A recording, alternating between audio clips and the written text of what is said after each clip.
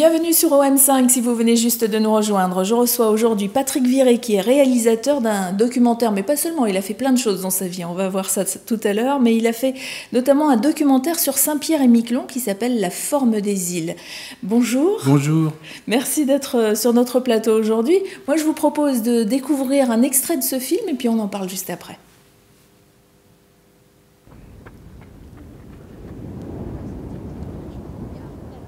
Un type comme Choiseul, au moment du traité de Paris en 1763, qui a été actif pour que Saint-Pierre revienne dans le giron français, alors que ça nous avait échappé au traité d'Utrecht en 1713. Donc il y a quelques individus dans l'histoire qui ont eu une bonne perception. À côté de ça, il y en a beaucoup d'autres, et c'est la majorité, qui auront été très mauvais. Je pense à Voltaire lorsqu'il parle de quelques arpents de neige. J'aime beaucoup Voltaire, là il me déçoit terriblement.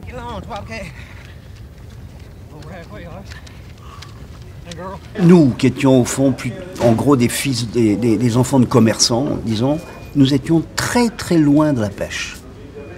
J'avais des petits copains dont les pères étaient pêcheurs, mais s'il y avait au fond deux mondes, deux sociétés, on pourrait dire presque deux classes, il y avait les commerçants et puis il y avait les pêcheurs. La mer, elle était véritablement présente pour nous lorsque nous l'affrontions 2 fois par an pour aller à l'Angade et pour en venir.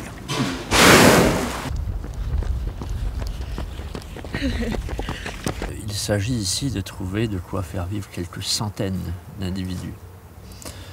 Et moi, j'arrive pas à me faire à l'idée qu'on n'ait rien ici, placé comme on est, l'Europe, la France, l'Europe à la porte des Amériques, qu'on n'ait rien pour faire vivre ici quelques centaines d'habitants. Saint-Pierre-et-Miquelon. Pourquoi Saint-Pierre-et-Miquelon alors ? Alors, c'est une double découverte. C'est à la fois une découverte littéraire, Eugène Nicole, qu'on voit dans ce film annonce, qui a écrit l'œuvre des mers et qui a en quelque sorte a fait entrer l'archipel dans la littérature, enfin dans la littérature française.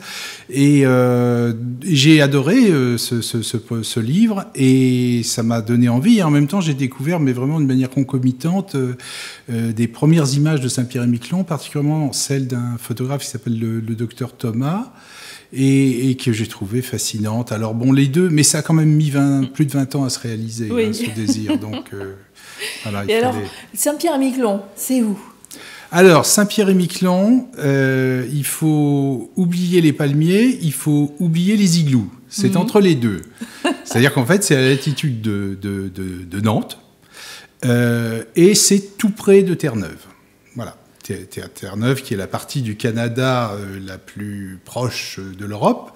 Et donc, Saint-Pierre-et-Miquelon est juste derrière Terre-Neuve. Et puis après, il y a les provinces maritimes la Nouvelle-Écosse. Donc, pour y aller, il faut d'abord passer par le Canada. Il faut passer par le Canada, oui.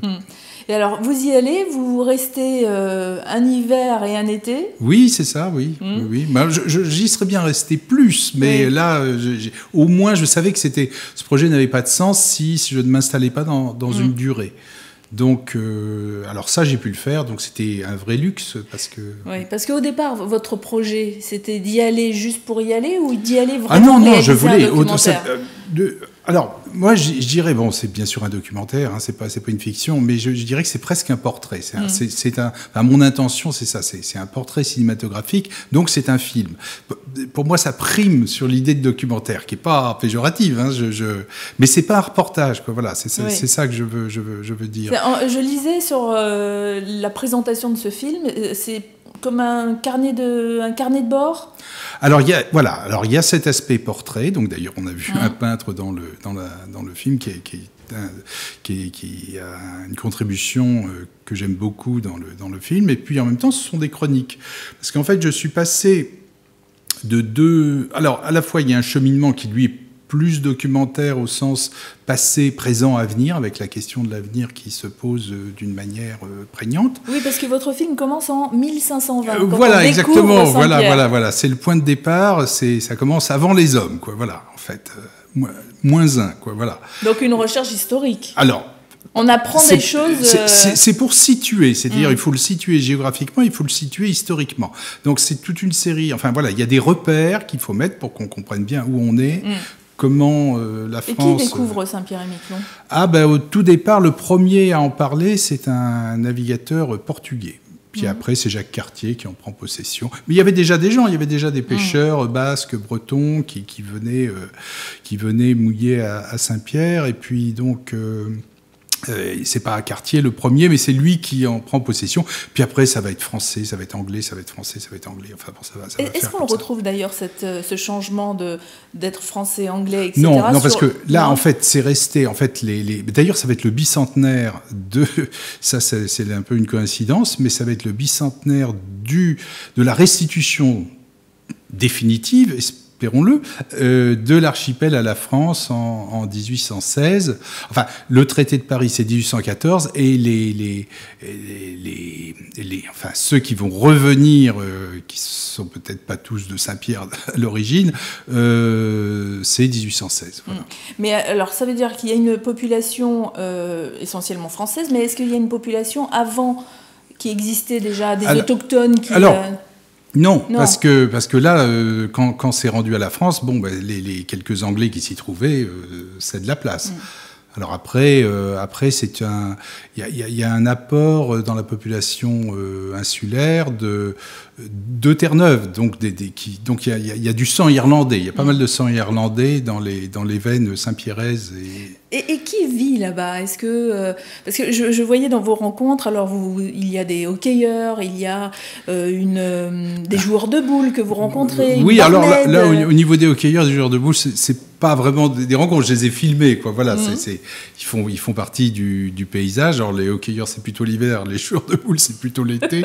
Mais ça, c'était parce que bon, c'est vrai que c'était fascinant c'est la vie des gens. Alors à la fois le hockey, bon bah c'est pas forcément le sport le plus pratiqué en métropole. Bon, les boules, par contre, là, on est vraiment en terrain connu. Et donc ça j'aimais bien ces contrastes. Extrêmes, et puis. Mais bon, voilà, j'ai pas. Enfin, il y a quand même un hockeyeur qui participe au film, d'une manière précise. Un forgeron, une barmaid. Un forgeron. Ah oui, mais c'est presque l'inventaire. Non, mais il y a des gens de points de vue, de regard, de situation très très dit. Alors, il y a aussi Saint-Pierre-et-Miquelon. Il y a beaucoup de gens à Saint-Pierre. Il y a beaucoup de gens à Miquelon aussi. C'est pas la même chose. C'est combien de population alors ? Saint-Pierre, c'est plus de 6000. Je ne sais pas, j'ai pas le chiffre exact. Et puis Miquelon, c'est 600. Peut-être un peu plus, mais...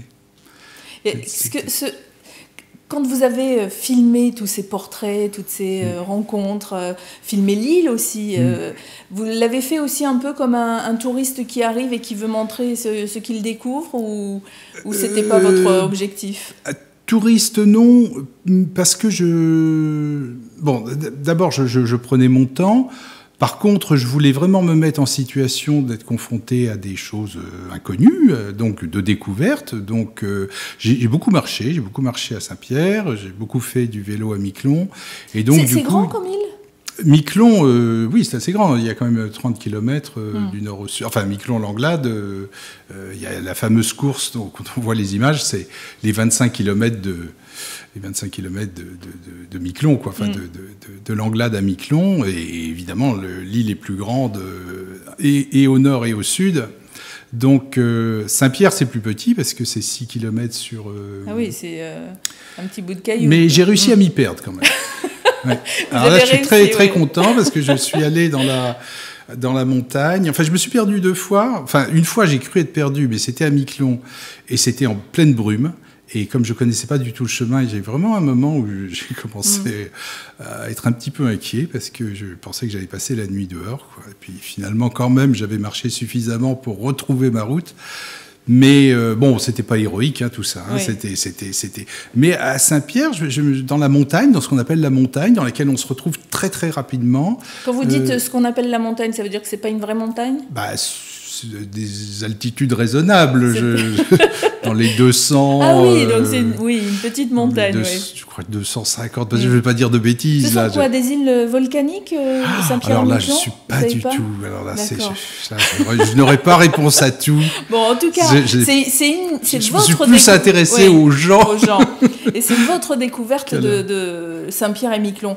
Vous avez fait une projection il y a quelques jours à Paris. Alors, la toute première a eu lieu à Saint-Pierre le 28 novembre, suivi d'une première à Miquelon, suivi d'une première à Saint-Jean-de-Terre-Neuve, qui était presque en passant, on peut dire.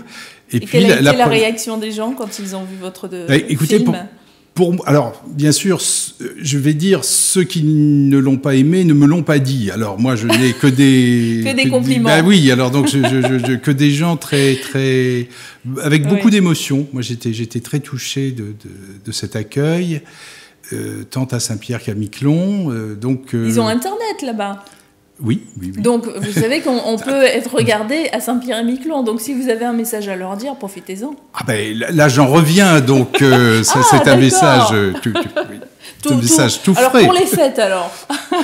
En tout cas, juste pour cette projection à Paris, la dernière que vous avez faite, là, c'était des gens qui connaissaient Saint-Pierre ou c'était... C'était panaché. C'était mélangé. Il y avait des gens de Saint-Pierre-et-Miquelon qui, justement, étaient invités par ceux qui l'avaient vu à Saint-Pierre, qui l'ont dit d'y aller. Et puis, il y avait des gens qui ne connaissaient pas du tout. Qui connaissaient beaucoup moins. Voilà. Qui découvraient. D'une certaine façon, oui.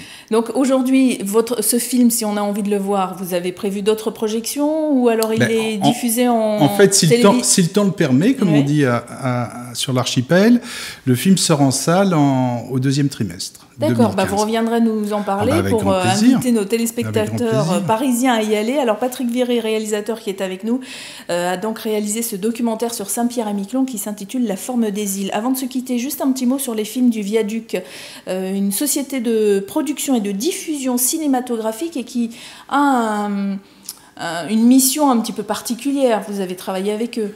Oui, alors, déjà, ils ont la bonne idée de bien vouloir accompagner mes films. Alors ça, je leur en sais gré.